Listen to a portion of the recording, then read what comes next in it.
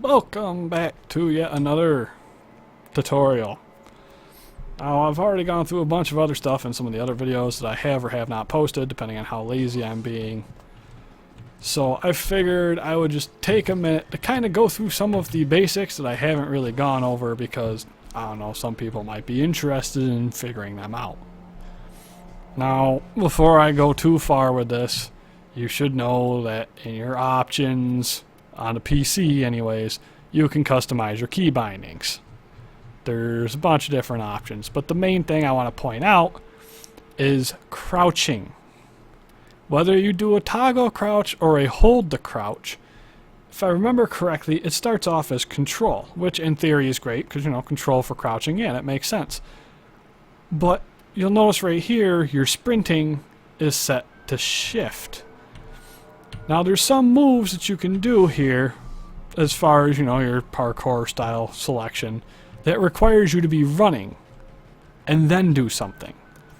This is all fine and good, but if you're trying to crouch and you now have to use control and shift to do it, well, you're going to end up moving one of your fingers out of the way and either using your thumb to start using D. It's complicated. I don't really like it. So I ended up rebinding my key to F. So if I say F to crouch, just be advised I did actually change my key. Now, as you're sprinting, your little green bar in the upper right corner is your stamina. It will go down. That also goes down with melee attacks and with blocking using your melee attacks. What you'll end up seeing a lot of, no doubt, in the game is sliding. Because you'll notice as I slide, that green bar goes back up. So although I have a limited amount of sprinting I can do because my stamina gauge goes down, sliding, which at the first part at least will keep up my speed, meaning I don't slow down, while I gain back my stamina for useful running and other such things. You also have running up walls, which pretty self-explanatory there as well, I'd like to think. I very well can try to find a larger pole to do this to, because if you hold on to that, you will actually hold on to the wall as you slide back down. And this is just holding down the same button that I use for jump. And you can let go and he'll do a little flip off. Or you can attack off of it. So in the case of if I wasn't in my dojo, I could actually look down the barrel of my gun and take pot shots at people while sliding down a wall. Kinda neat. Not always practicable, but pretty neat. Next thing we'll get into is wall running. Whereas running up the wall is simply running at a wall or walking at a wall and hitting and holding jump. This one is running along a wall and holding that jump key. Now if you don't want to stay on the wall, you just let go of jump key and you'll jump off. This can then be chained with other such things. So you can do a run and then climb up a wall. So, oh, now I want to go up. You jump over there, you'll catch on ledges. It's all kinds of fun stuff you want to do. You can use this to get across various places, and it is rather useful at times. If you time it right, you can actually ricochet off of things and just keep hopping back and forth for very long periods till your stamina gauge runs out. Now, the next thing we want to go into, so you know about sprinting, you know about running up walls and running along walls. If you have your shift key set to shift, in my case is sprint, I should say, to sprint/roll, then just clicking it will make you roll. Seems kind of goofy, but this is actually useful for a couple of different reasons. There are enemies in the game that will cover you in bugs or hit you with this little rolling sticky grenade. Rolling will actually get rid of these. And in the case of the sticky grenade, leave it laying where you rolled so you can just run away from it and watch it explode from somewhere safe if you wish.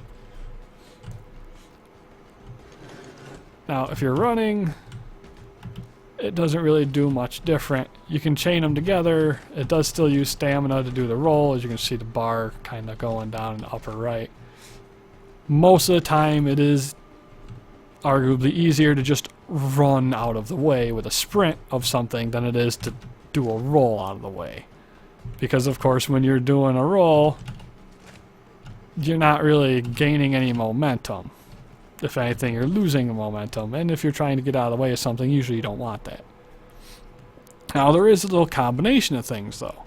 We know that we can run, we know that by holding down crouch we can slide. And of course it slows as you go, as it would if you were sliding on the floor. What other people may know is if you hit jump while doing that, you will do another flip, which you can then keep chaining into more dashes. Or slides, I should say. Now, this doesn't seem super practical, but where this is nice is when it comes to jumping things. So I can jump relatively decent with my normal jump. I can clear that pretty easy. But what if I were to do this roll jump? You still get some pretty good distance. And of course you get that nice little burst of speed from the sprint right beforehand.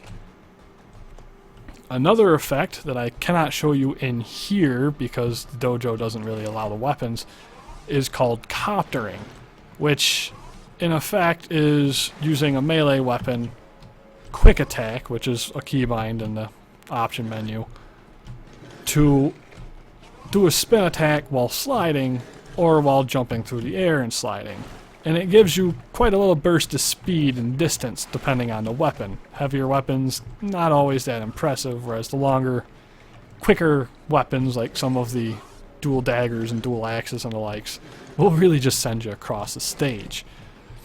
Now you can actually combine these by doing jumps at the right angles, because there's now a directionality to attacks with your melee weapon too. If I do a regular jump and I were to hit the attack key for my quick attack, I would kind of launch myself in the direction I'm aiming. So if you really want to make a jump, you could do a slide, you could do a jump, you could then do a normal sword attack at an upward angle, land that as a crouch, and then you might actually be able to get off another spin on the ground. There's a lot of depth to it, whether intended or not, that you can really have some fun with. If your clan has one, there is also available this obstacle course, which will allow you to check out all kinds of different methods of jumping and mantling and sliding and flipping and all kinds of fun parkour stuff. And the guys way back there, those little shifting pillars, are way harder than you would think.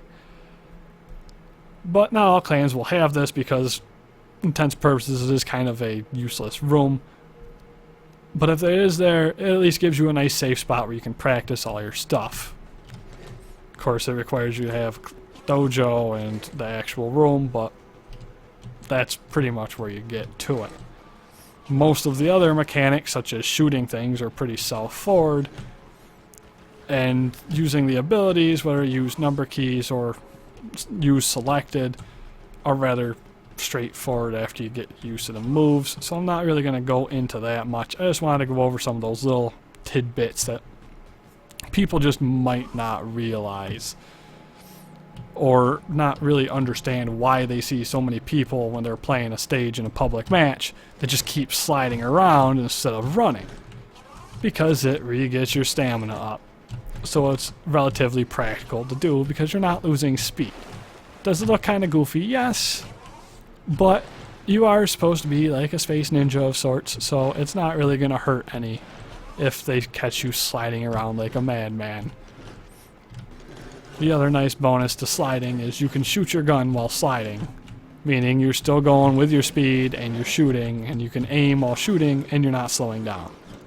Also makes for some pretty rad flip over shoot and stabs. You can look pretty cool in this game if you have an accident or you know what you're doing. That is going to be the basic kind of intro tutorial. A little bit of like advanced basics, I guess.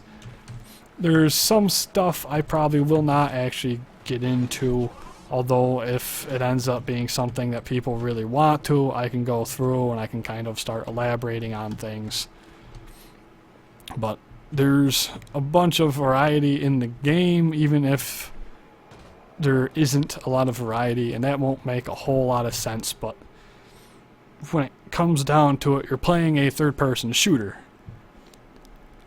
with 3 different bad guy factions. So there's only so much variety in the stages and the enemies and things that you're doing. But the ways you can actually go about them can be surprisingly impressive if you don't mind just messing around. That's going to be this tutorial. If you want any other tutorials, if you have any other questions about the game, feel free to just leave a message or a comment, and I can do my best to get back and either answer it with another comment or reply, or if it's good enough, the entire video about it. For now, that'll be all.